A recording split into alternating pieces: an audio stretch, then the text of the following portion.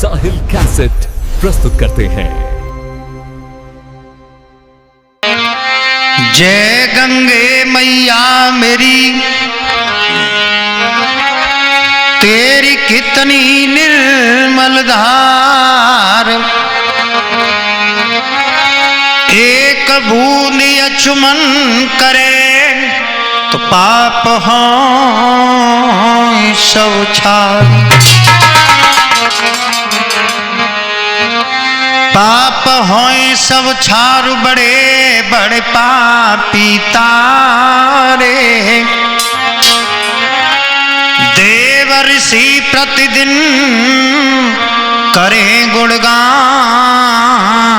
तुम्हारी।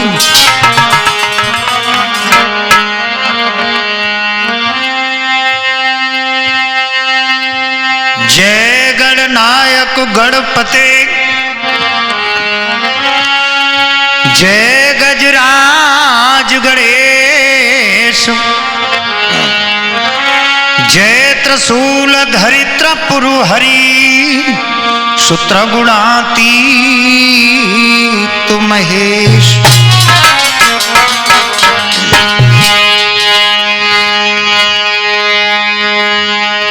तो हे पारथ के सारथी, नमन करूं हरिवारिक,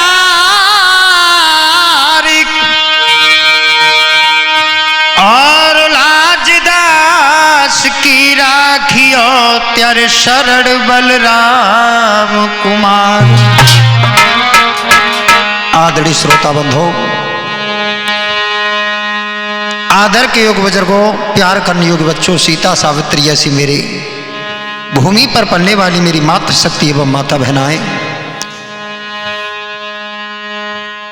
न्यू साहिल कैसेट के माध्यम से मैं बहुत सुंदर आख्यान लेकर के चल रहा हूं, जो हमारी ढोलक पर संगति कर रहे हैं दीपक यादव चंद्रभान से, घड़ा बजा रहे अंकित बेटा नजरपुर वाले, और चमटा पर हमारी मीठी मीठी झनकार दे रहे हैं अवधेश भैया उदयपुर से, और हमारे पास में बैठे हैं हमारे परम मित्र जय राघव, जो अमरापुर के निवासी हैं।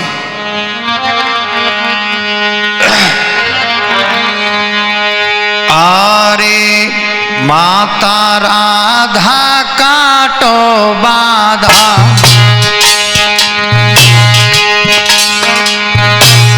ज्यादा देर हो न खियनाए, कृष्ण कन्हैया बंसी वारे, नैया खेई लगइयो पार। हे हनुमंता वीर अनंता, वनता बिगरी देहु बनाई काई, संकट जाने दासी अपने पे, पल में आए के करो सहाय।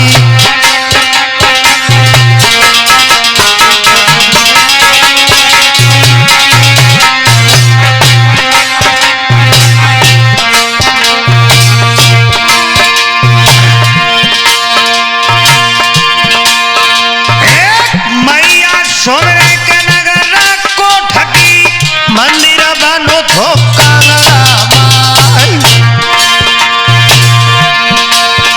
अरे सुंदर भवन बनो रे देवी को, कन्या खटके दिन और राती।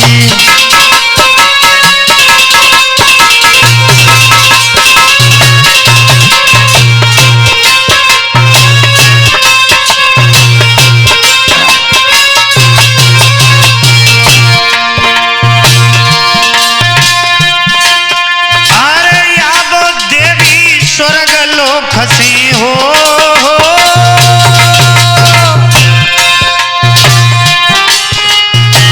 आवो देवी स्वर्ग लोखती, मैया हंसा की असवारी। जा जा भूला परे वाचन में, बाड़ी शुद्ध दिए करवाए हम मैया। सोमरे का बागला पाले, नीले घोड़ा के यशवा।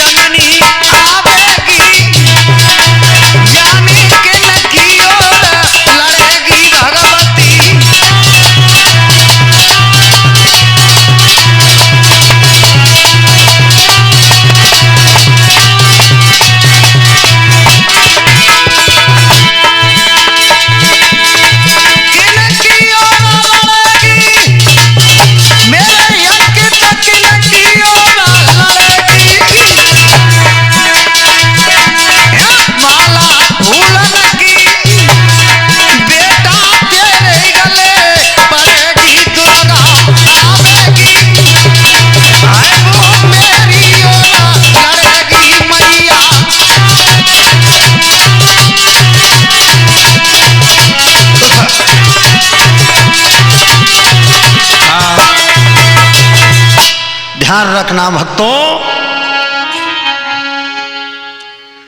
इधर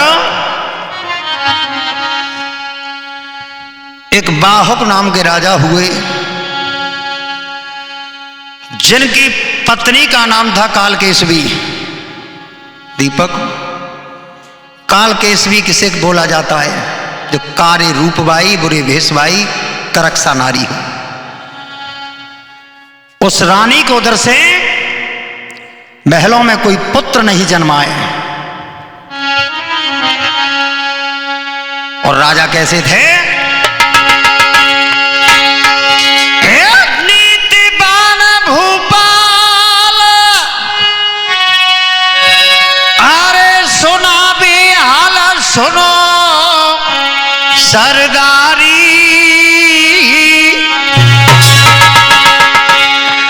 अरे जकिया सकीरत की ध्वजा रे स्वर्ग लो पेटा गाजी।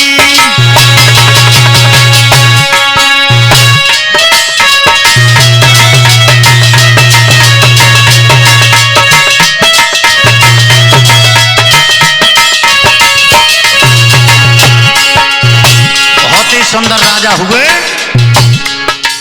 ध्यान रखना भक्तों, प्रजा में इतना सुख रहता था कि शेर और गाय घाट पर पानी पिया करते थे। लेकिन हुआ क्या? एक प्रजा पुत्र समाना, एक प्रजा पुत्र समाना, तू जन को दान दे, तू हता जी दे, तू हता जी दे, तू हता जी। सोई सूर्य वंश महाराज रे के नौबत सिर पे गाजी।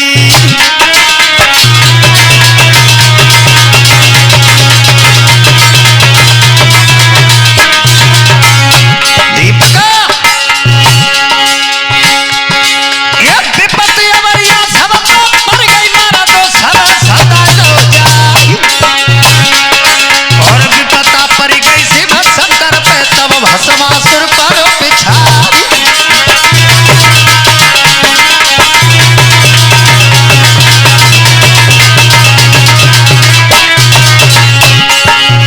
और बेटा और जाके बूढ़ा गुफा में घुस गई, हरि बन गए नरसेना। और जो गिरधारी होते नहीं तो मिटा तो वंश दिगंबर जाति।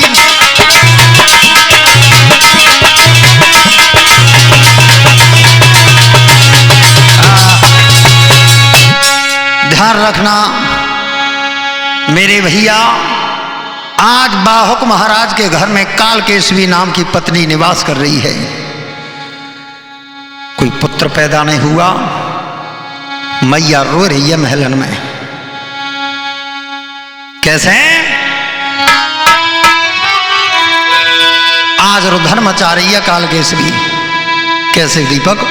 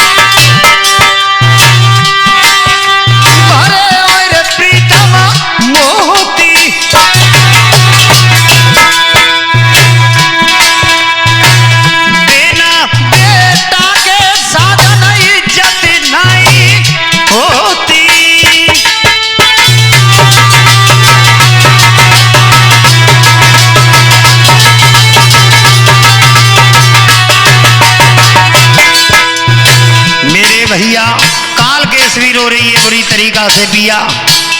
तुम नहीं जानते हो कि अगर घर में पुत्र पैदा नहीं हुआ तो मैं अपनी आत्महत्या कर लूंगी। भक्तों, बाहुक समझा रहे हरि भद्रे, पुत्र देना न देना ये सब परमात्मा की गति हुआ करती है।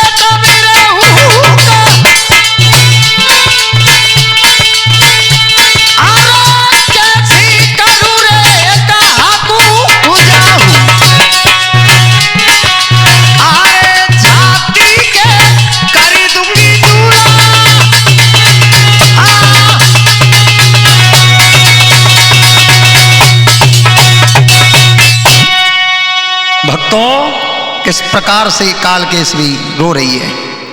साहिल भैया, बुरी तरीका से कालकेसवी रो रही है। महलों में बाहुक समझा रहे हैं, अरे भद्रे रोना बंद कर दीजिए। तब कालकेसवी बाहुक से क्या कह रही है? दीपक बोली, अरे सुनो पति महाराज, अरे बड़ी प्यारी हारे अयोध्या की रे गादी,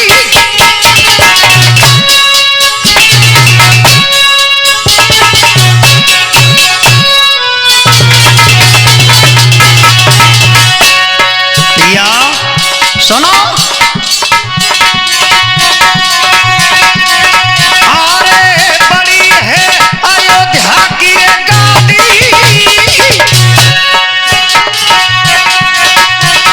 मेरी विनती है बारंबार रचाइयो पति दूजिए शादी, राजा विनती है।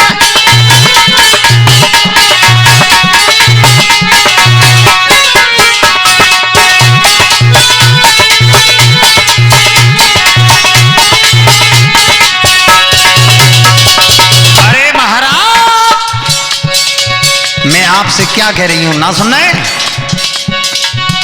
मेरी तरफ ध्यान दो। मेरी कोख से कोई पुत्र पैदा नहीं हुआ तो मैं कह रही हूं पिया अपना दूसरा विवाह कर लीजिए, और जो मेरी सौत घर में आवेगी अगर उसके पुत्र पैदा हो जाएगा तो इस वंश का नाम चल जाएगा। ध्यान रखना भक्तों, क्या कह रही है बाहुक से? अरे सौती जो घर में पिया,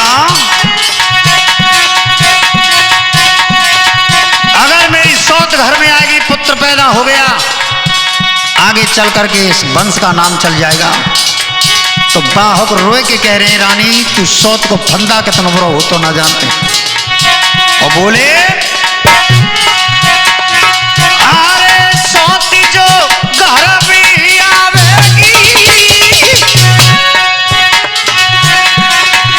प्यारी तो पूरे माली मनाई, नारी वो बहुत सतावेगी, रानी तो पूरे माली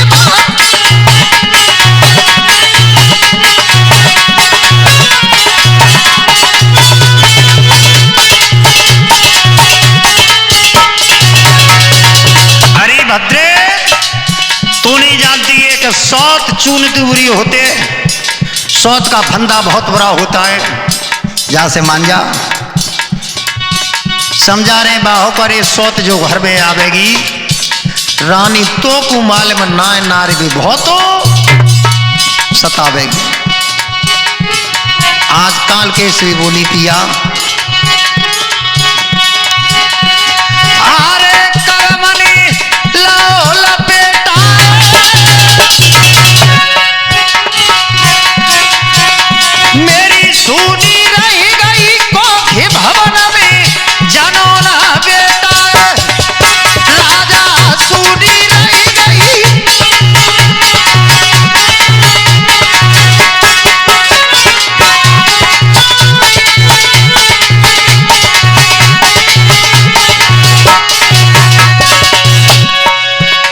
मैया रो रही है, पिया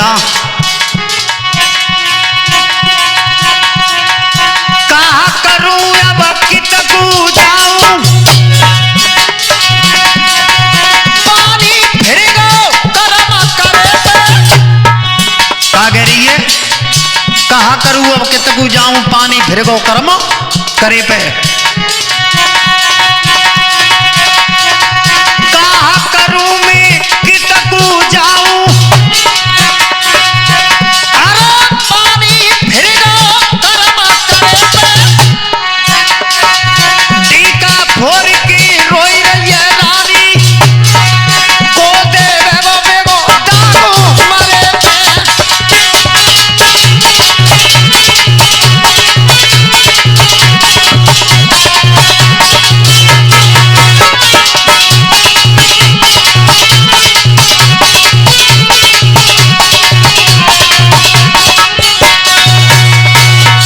मेरे भैया इस प्रकार से आज काल केस भी रुधन मचा रही है महलों के अंदर।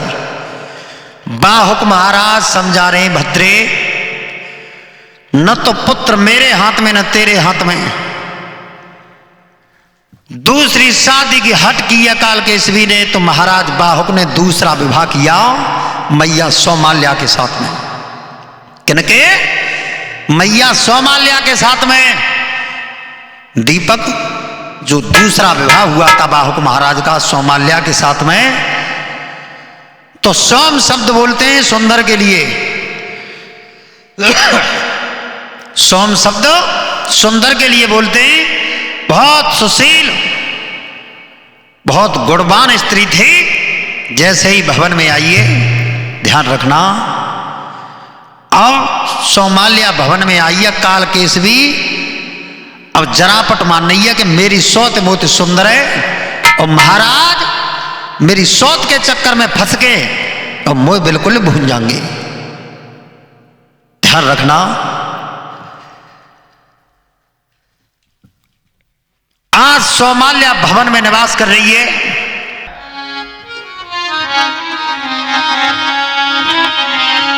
हेलो, ध्यान रखना भक्तों, आज सौमाल्या मैया भवन में निवास कर रही है। काल केस भी जलने लगी है कि मेरी सौत बहुत सुंदर है और महाराज मेरी सौत के चक्कर में फंस के मोत प्यार कमे कल करेंगे। सिर्फ ब्राह्मण को बुला के कहिए, ब्राह्मण देव मैं तुम्हें इतना भिक्षा दे दूंगी कि तुम 3 पीढ़ी तक बैठे गई तो खत्म ना है पागो। पर एक काम कर दो। कौन सा? कि मेरे महाराज को जाके और बहका दो, जी कह दियो कि मेरे महाराज पूछे सौमाल्या के बारे में, तो बहका दियो जो कह दियो कि दूसरी रानी आई का है, अगर तुमने उसका चेहरा देख लिया तो तुम्हारी मौत है जाए। आज ब्राह्मण देव पहुंचे, सभा में बड़े आदर सम्मान से बिठाया। तो बाहुक ने पूछिए, ब्राह्मण देव बड़े दिनों में आपका दर्शन हुआ है, जी बताओ मेरी दूसरी रानी भवन में निवास कर रही है, उसकी कोख से कोई संतान उत्पन्न होगी कि नहीं? तो ब्राह्मण पहली से कह दे, पत्रा खोल के घोंटनों पर रख ली और का बहका रहे राजा को।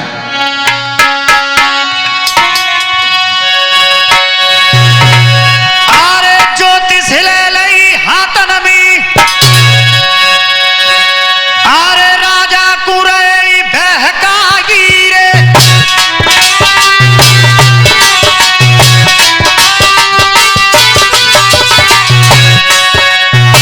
ब्राह्मण बहका रहे बेटा अंकित। अरे ज्योतिष ले लई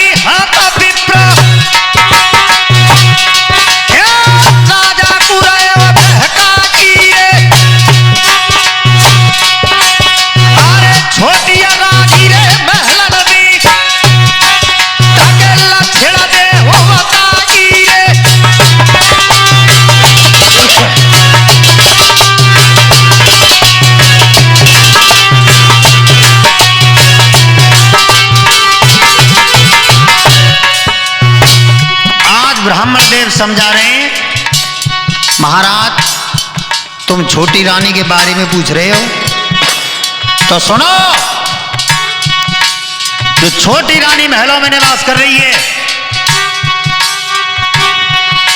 अरे छोटी रानी रे महल में छेड़ा दे होता रे, अरे चेहरा मत देखो रे रानिया को, तेरी भूख मोती है जाती रे।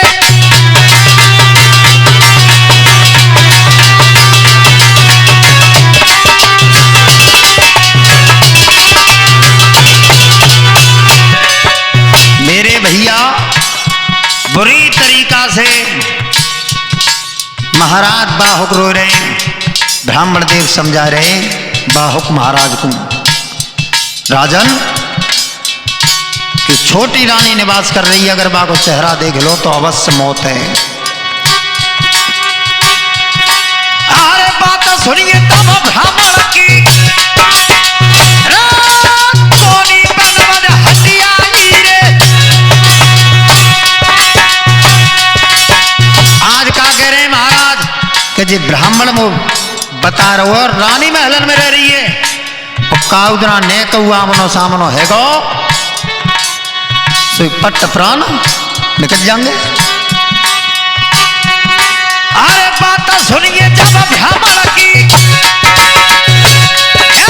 सोनी बनवज हटिया रे, और डीका भोरी राजा रोई रो, कब में न धारा बंधी,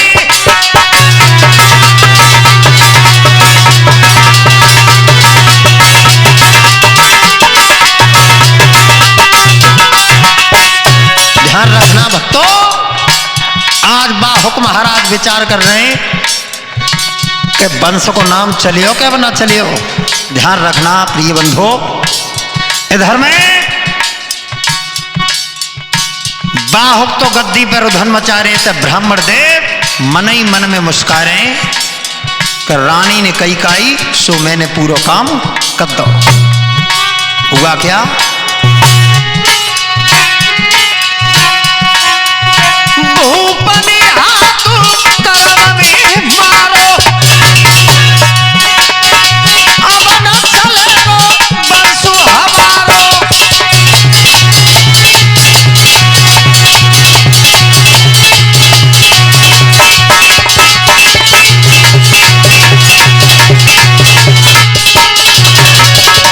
भक्तों आज बाहुक महाराज बुरी तरीका से रो रहे, अब न चलेगो बंसु हमारो, दोने नन से चलत पनारो, बैठो रो तू अयोध्या हमारो।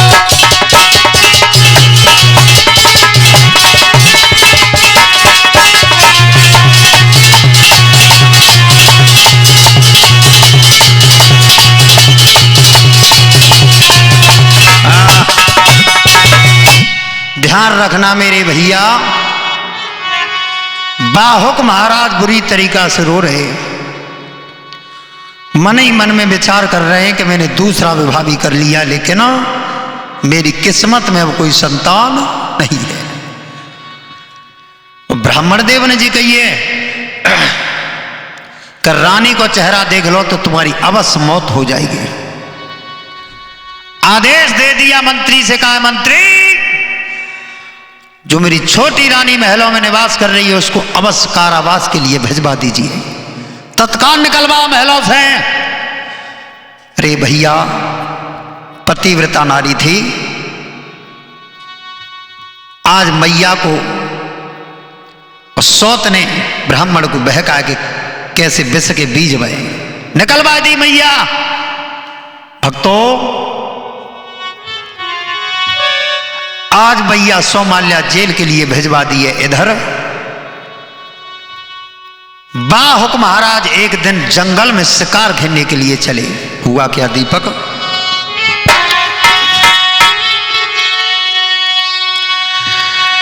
सोनो ऋषि धरि ध्यान,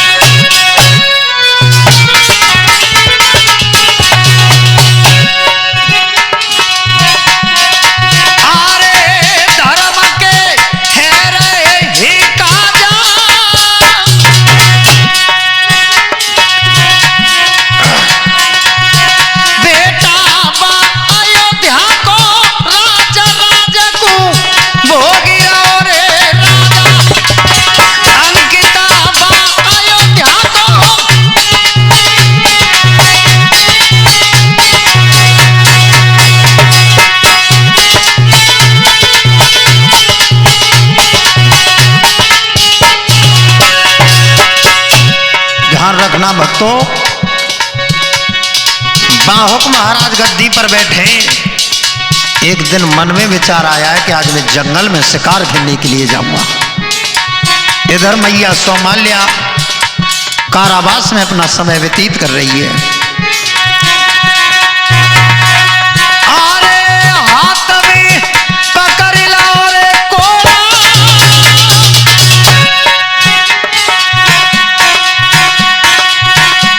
जानी धारी सुनहरी जी न बढ़ाई दो, जंगल को घोड़ा बेटा धारी।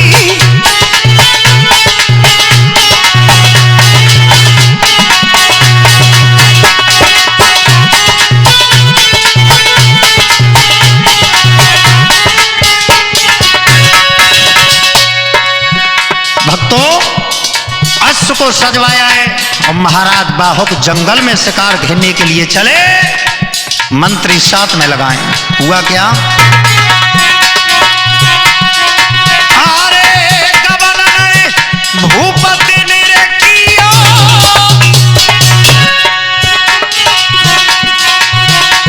घोड़ा पे भाव सवार तुरंत जंगल पूरे चल दिया।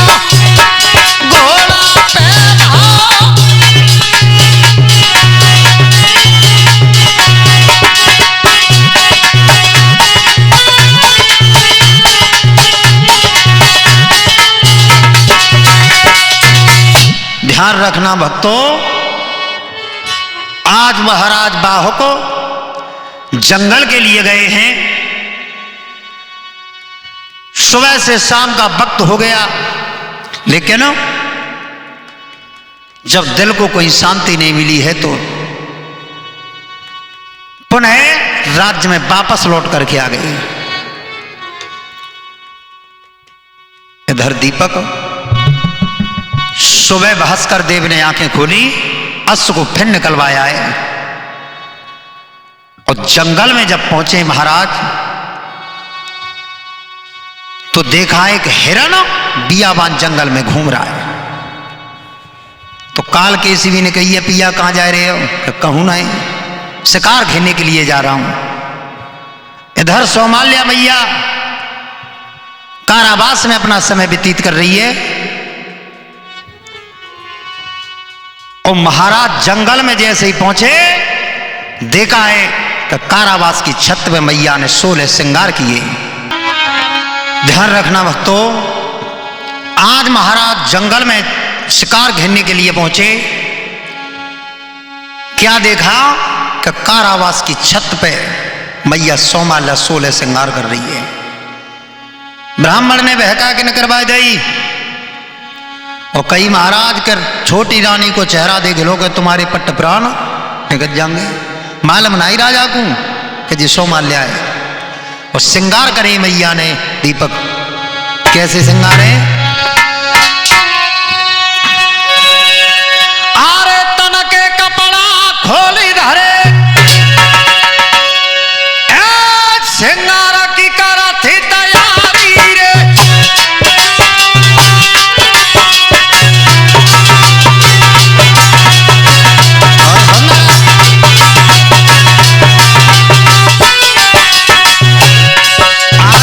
सौमाल्या श्रृंगार कर रही है कारावास की छत पे। तन के कपड़ा खोली धरे, श्रृंगार की करती तैयारी रे। अरे तेरा भोले लाडारी के सनमी पतिया मांगा निकारी रे।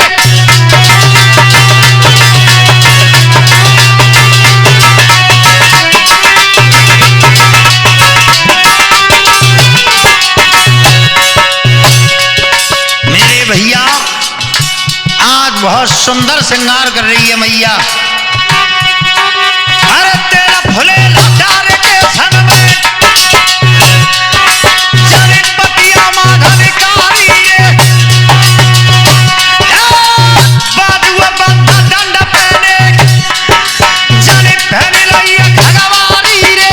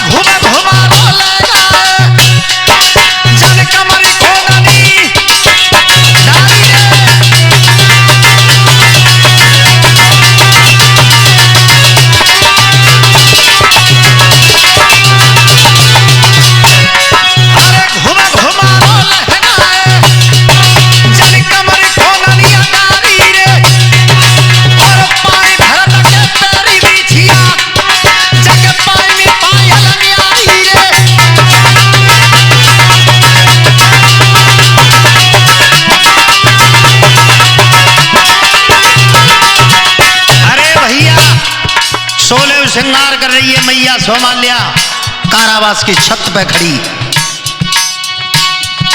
बहुत सुंदर श्रृंगार है मैया के। ऐसा प्रतीत हो रहा है देश भैया जैसे सूर्यदेव चमक मार रहे हैं। अरे पाए भरत के पैरी बिछिया, पाए में पायल न्यारी रे, और रंग घोरो जल बरतन में जन सब येरी रंगदारी रे।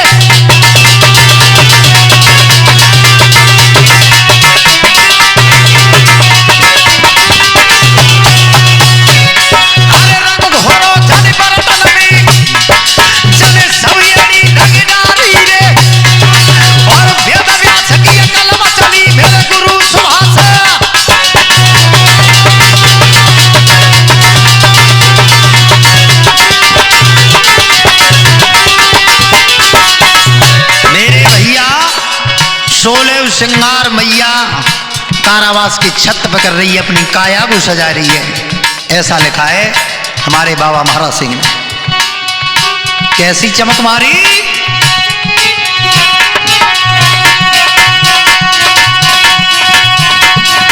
अरे जंगल में सज रही नारी,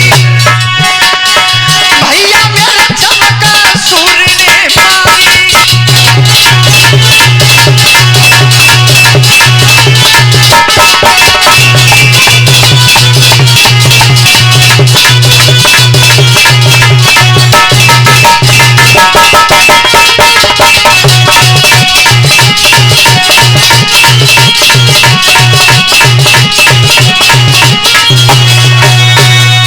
ध्यान रखना भक्तों, आज मैया कारावास की छत पर खड़ी हुई अपनी काया को सजा रही है।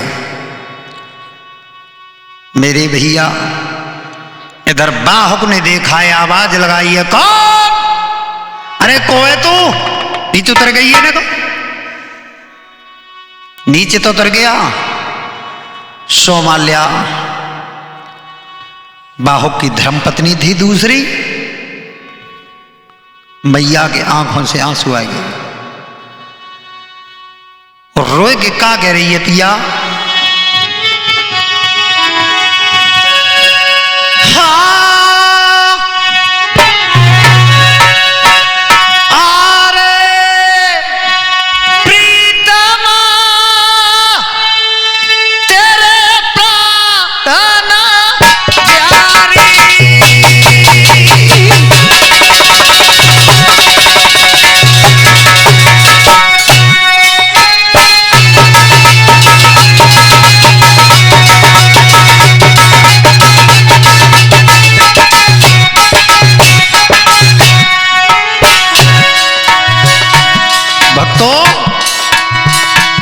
आज मैया बुरी तरीका से रो रही है। बाहुक से बोली, अरे राजा तेरे प्राण प्यारी,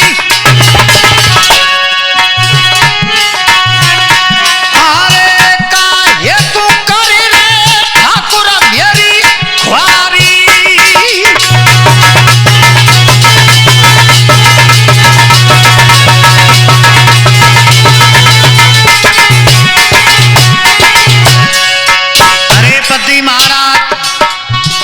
आंखें खोल के तो देखो ने को, मैं कोई और ना हूं, मैं तुम्हारी छोटी रानी सोमाल्या हूं। बाहुक विचार कर रहे, मेरी रानी सोमाल्या, ऐसा नहीं हो सकता है। रानी तो हापिया में, और बोली, साजन सिर पे मोर धरो,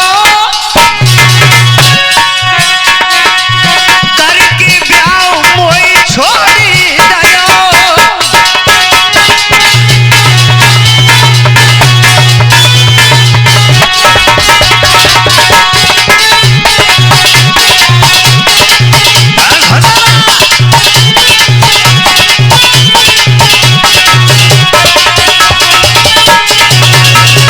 अरे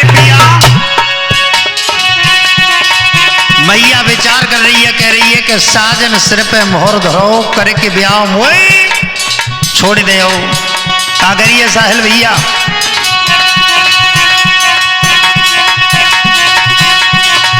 करके ब्याह पति छोड़ दो ऐसो काय अपराध भयो।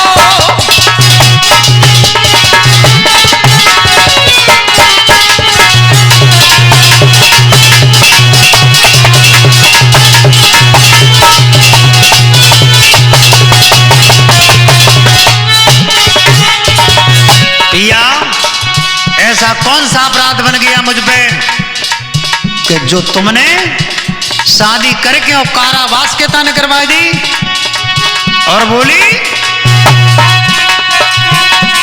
अरे सुन ले उस सासु के छैया छोड़ी गए हो अधवर में नैया।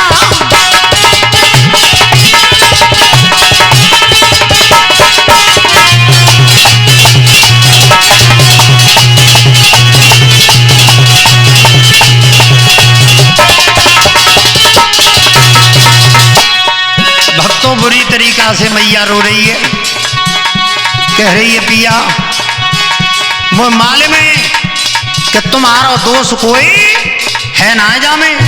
दोस्त तो मेरी बड़ी सौत काल के श्री बुआ बाने ब्राह्मण को बहका के न करवाई हूं। साजन उठती पेट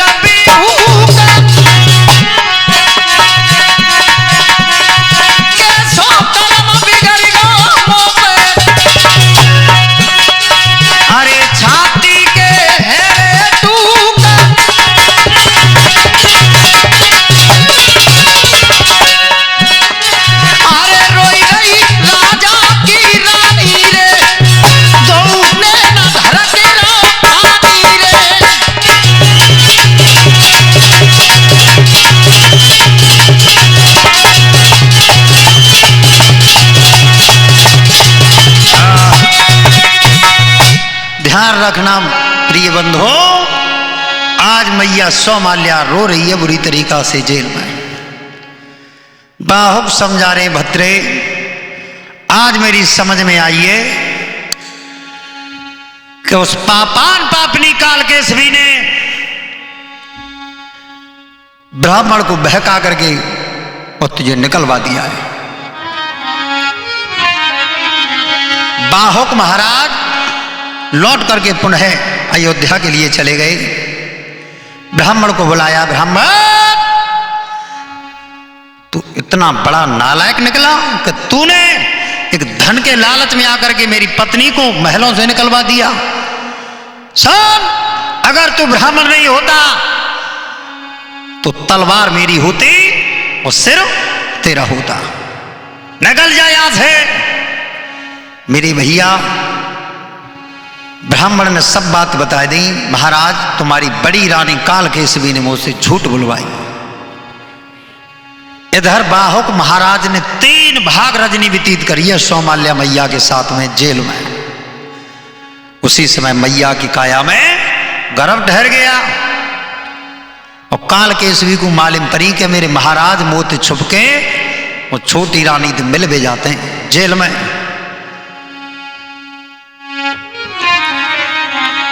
एक दिन काल केसवी ने दासी तो कही है, दासी सुने वो का बोली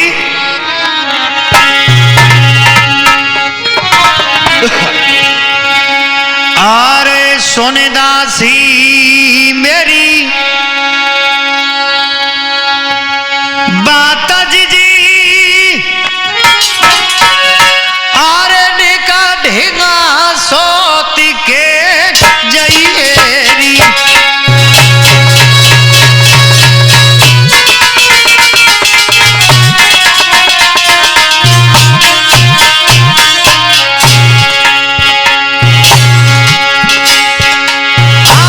सोनीदास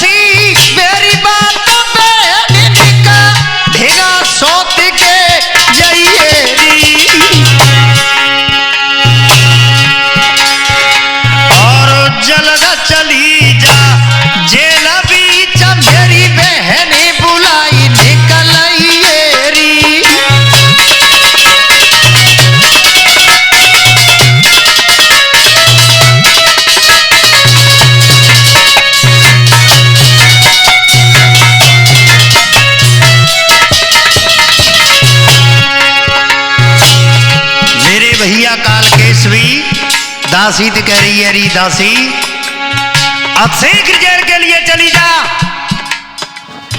और मेरी छोटी बहन सोमाल्या निवास कर रही है, बात कह रही है कि तोय बड़ी बहन काल कैसे भी बुला रही है। अरे चलना चली जा रही जंगल में, मेरी बहन बुलाई निकल रही है री, और जा महलन के बीच बहन मेरी दुई बातें कर भई है री।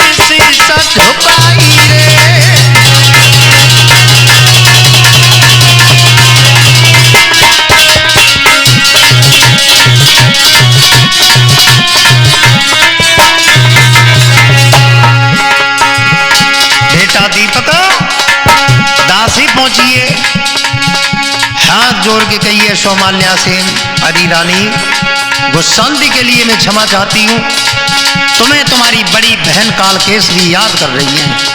सोमाल्या विचार कर रही है कि 12 साल है गई, कबू ना बुलाई,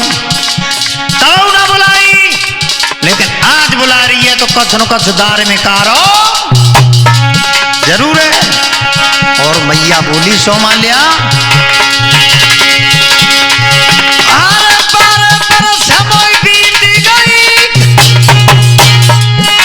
मैं कब नहीं बुलाई रे, और डीका भोरी रानी रोवे नैनती धार बंधी आई रे।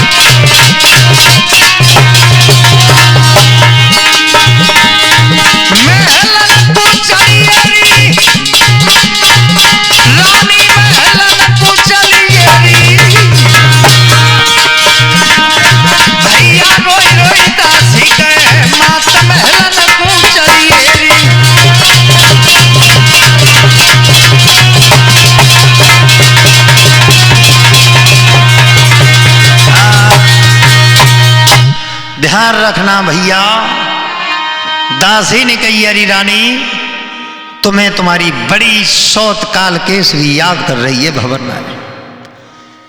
सोमाल्या विचार कर रही है कि मेरी बड़ी बहन 12 साल हो गई मुझे, कबहू ना बुलाई, आज बुलाई हूं तो बुलाई जो। ध्यान रखना बेटा दीपक, मैया कह रही है कि मेरी बहन में बुला रही है तो चलना चाहिए। साहिल भैया दासी के साथ में सोमाल्या मैया भवन के लिए चली। बड़े आदर सम्मान से कालकेशवी ने अपनी छोटी बहन सोमाल्या को बिठाया।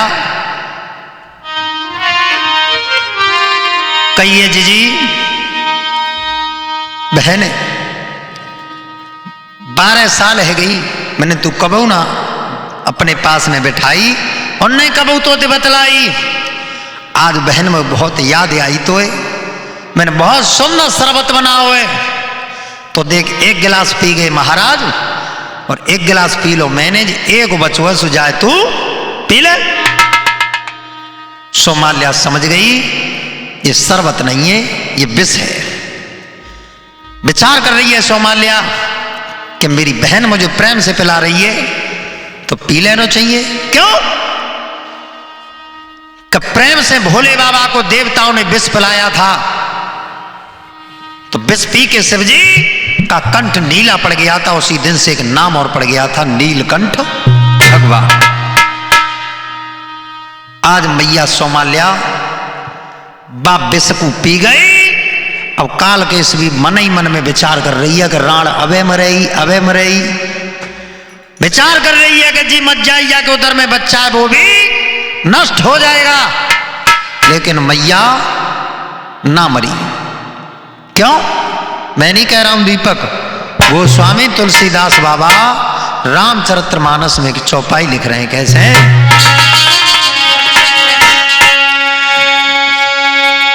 के गरल सुधारिपु करे मिताई, गोपद सिंधु अगिन शीतलाई।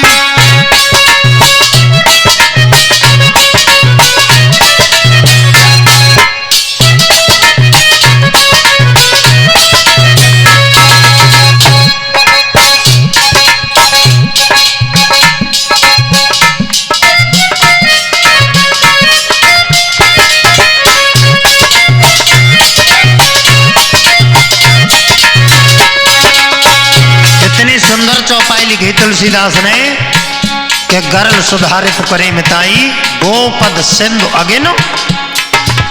गरल माने होता है विष और सुधा माने अमृत। गरल सुधा रिपु, रिपु माने होता है दुश्मन। गरल सुधा रिपु करे मिताई, मिताई माने मित्रता करना, यानी भगवान के भक्त के लिए दुश्मन भी मित्रता करने लगता है।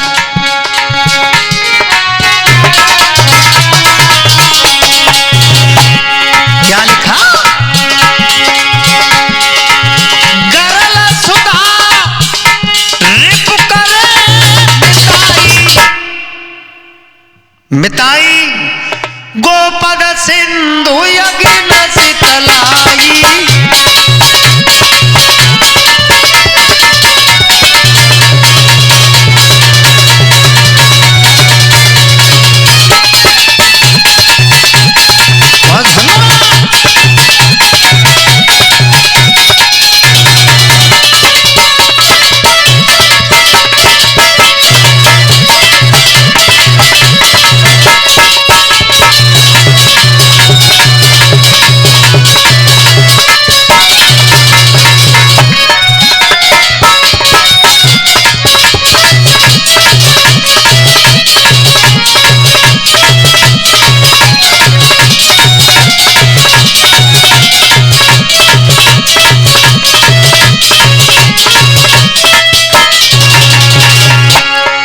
कितनी सुंदर चौपाई लिखी, गरल सुधारित करे मिताई, गोपद सिंधु अग्न शीतलाई।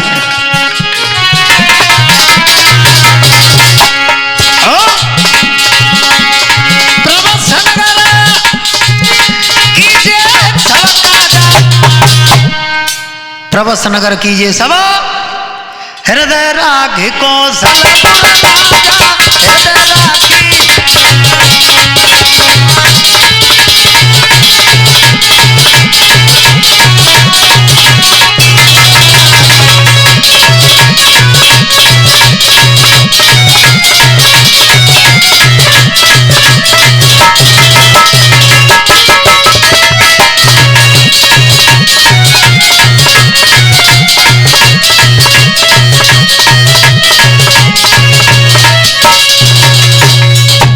मेरे भैया आज सोमाल्या मैया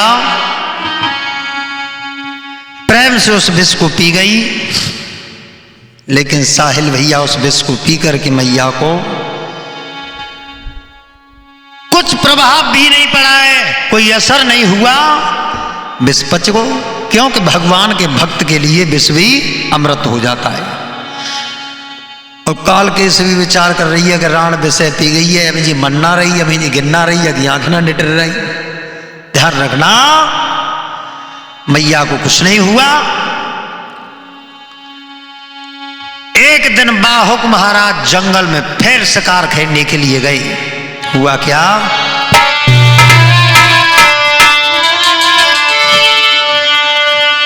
आरे सोने दीपक मेरी बात,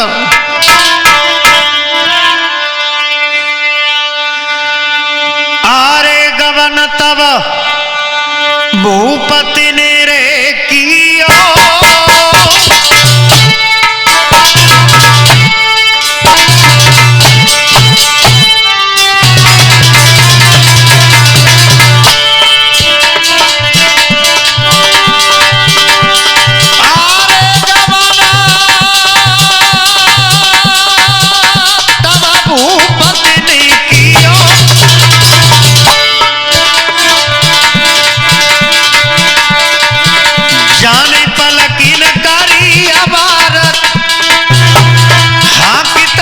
घोड़ा पूरे दिए भैया होना हर बलवाना की तब घोड़ा पूरे दियो।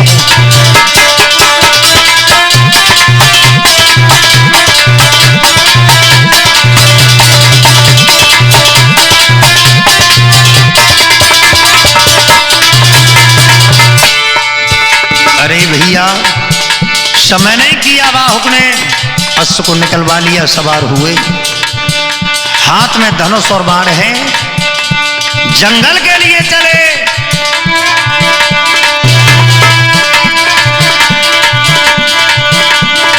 अरे पकड़ लो हाथ रवि कोड़ा,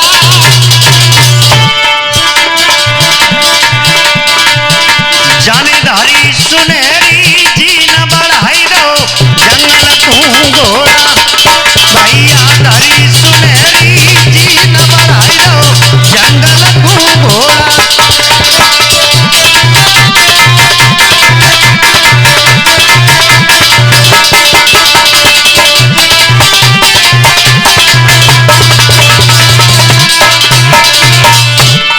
अरे भैया आज महाराज ने उसको जंगल के लिए दौड़ाया। उसी जंगल में एक मायावी हिरण घूम रहा था। जैसे ही बाहुक की नजर पड़ी, हिरण का पीछा करने लगे। हुआ क्या,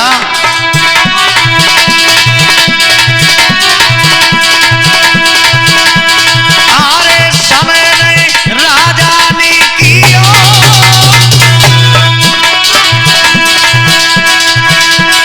अरे समय नहीं भूपति ने किया,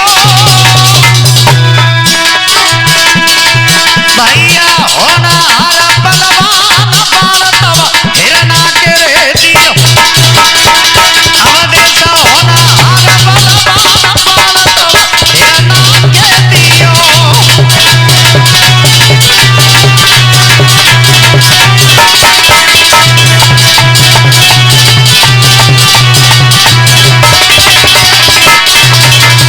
अरे भैया आज हिरण का पीछा करते हुए जा रहे हैं अयोध्या नरेश बाहुक। जैसे ही बाण छोड़ा है और वो बाण जाकर के कहां बैठो है, हिरण के अंकित।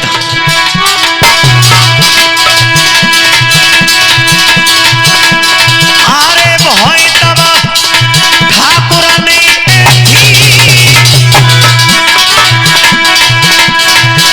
राजा ने छोड़ी जाओ बाण पोखे में, धसी गई है सहती, भूपति ने छोड़ी जाओ बाण हिरण के, धसी गई है सहती।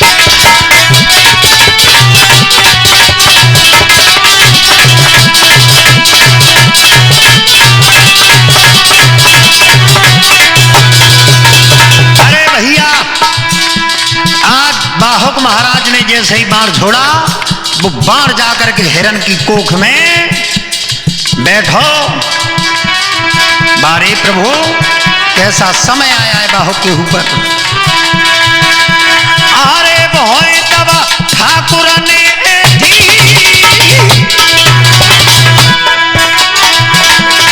भैया होना हर बलवान हिरन के कोख बैठी सेठी दीपक होना हर बलवान।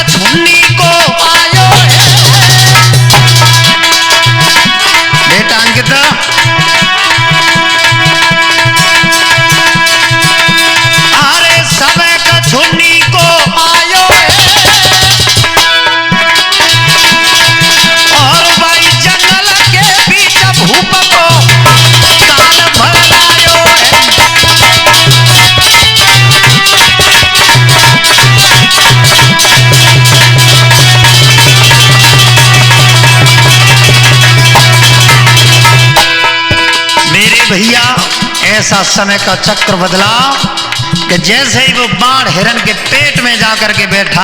अरे भक्तों,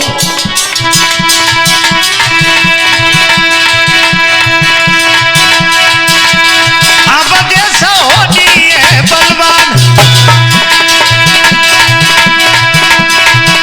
भूपकी की समति फूटी है। साहिल होनी है बलवान भूपकी की समति फूटी है।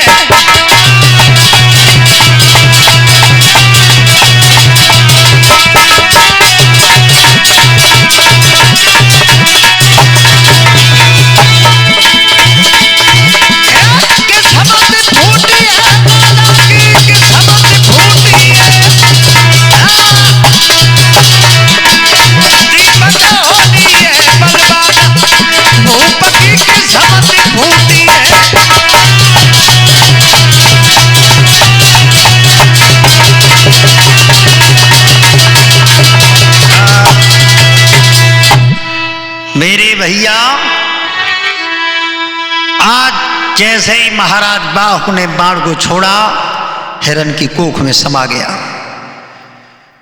हिरन के मुखारबिंद से झाग छूट रहा, हिरन भागता हुआ बियाबान जंगल के लिए चला गया।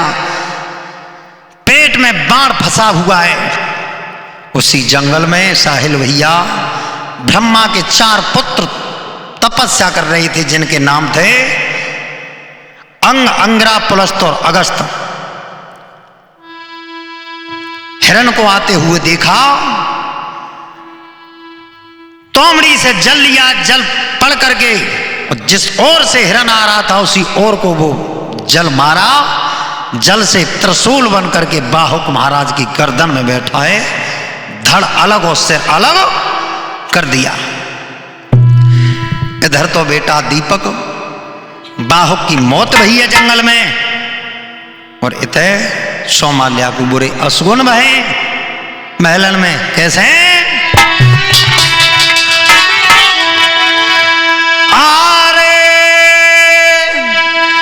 जकुबात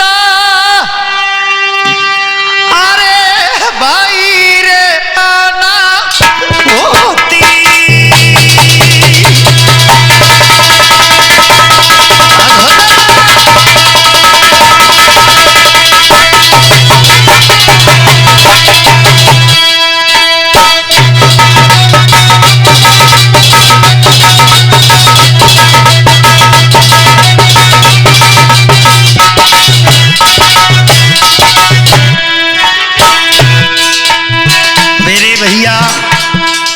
जंगल में बाहुक महाराज का वध हो गया। इधर मैया सोमाल्या को महलों में असगुन हो रहे हैं। अरे बेटा जकुबात भाई आना होती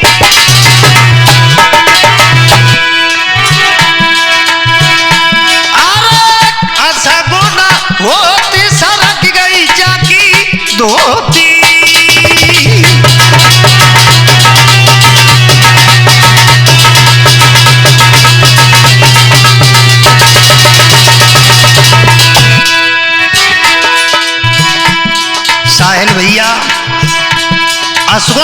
मैया के सिर से साड़ी सरक के कंधा पे आ गई।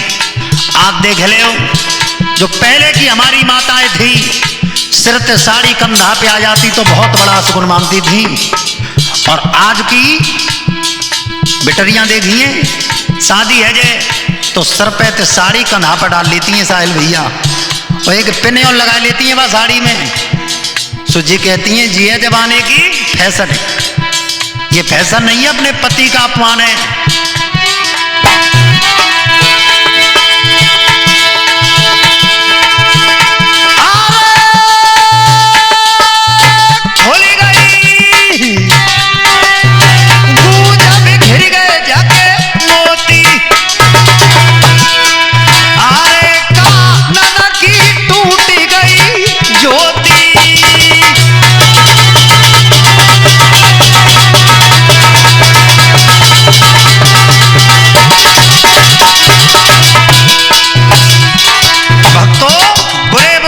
हो रे मैया को सोमाल्या को महलों में